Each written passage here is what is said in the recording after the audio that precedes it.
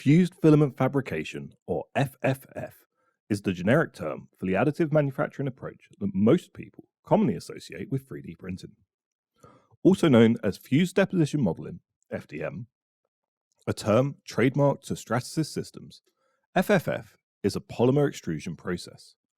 This process is the one that you will most likely encounter when using consumer-grade 3D printing machines. Fused filament fabrication, at the very heart of it, is an exceptionally simple process. The printer is assembled from several simple components comprising the frame, the build plate, and the print head. Thermoplastic polymer is stored on a spool and is fed through the printer to the print head, which heats the material to the extrusion temperature before expelling the molten material from the print head and depositing that material onto the print bed. By precisely controlling the position of the nozzle during extrusion, the printer can deposit material in 3D space, which hardens as it cools to form the printed component.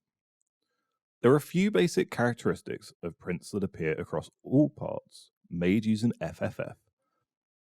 These are unique to this process and derive from the way the material is laid down by the print head and the speed it takes to make parts. Parts made on an FFF printer are very rarely, if ever, solid plastic. The time it would take to extrude material, coupled with the likely warping of the part as the plastic cools, generally negates any benefit of printing a part in solid. Instead, parts are comprised of two different types of print, perimeters and infill. The perimeters are the profile of the shape and provide most of the strength of the part. The infill is a pattern of material that is determined by the slicer software based on a given percentage.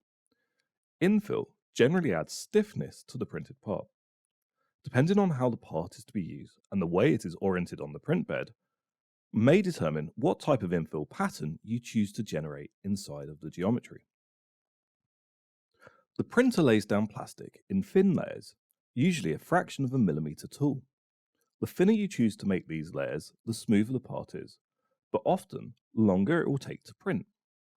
The smallest layer that can generally be laid down by an FFF machine is around 0.1 millimeters.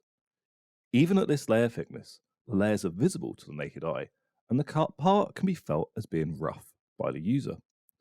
FFF parts, therefore, are often filled, sanded, and painted in order to get a very smooth, high-gloss surface finish.